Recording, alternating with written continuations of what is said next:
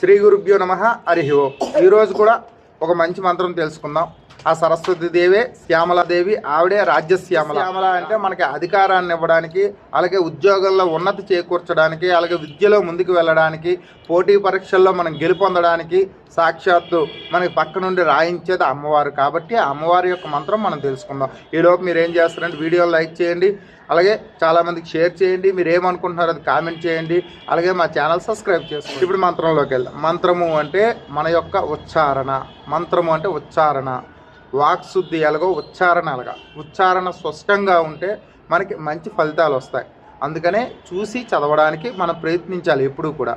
అలాంటి ఈ మంత్రాలన్నీ కూడా, ఆ సరస్వతీదేవి మంత్రాలన్నీ కూడా మనం ఉచ్చారణ చేసినప్పుడు స్పష్టంగా ఉచ్చారణ చేస్తే, మంచిగా ఉచ్చారణ చేస్తే మనకి పదాలన్నీ సరిగ్గా పలికితే మనకు ఆ సరస్వతీదేవి మన నాలిక మీద ఉండి, జిప్పము అంటే నాలిక, ఆ నాలిక మీద ఉండి, అందుకే రుచి అన్నది మనకు నాలిక తెలుస్తుంది.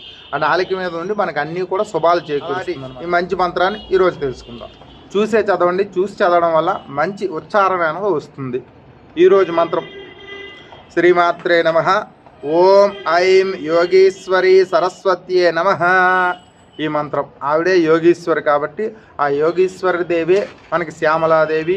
అలాగే మనకి ఆవిడ వీణ పట్టుకొని ఉంటూ మనకి చేతిలో ఒక మాల పట్టుకొని, జపమాల పట్టుకొని మనకి నిత్యము కూడా అమ్మవారు కనబడుతూ ఉంటుంది. కాబట్టి అమ్మవారిని మనం మనస్ఫూర్తిగా కొలిస్తే మనకి ఈ సకల విద్యలను కూడా ఆవిడే మనకి ఇస్తుంది. కాబట్టి ఈ మంత్రం మరోసారి మీకోసం.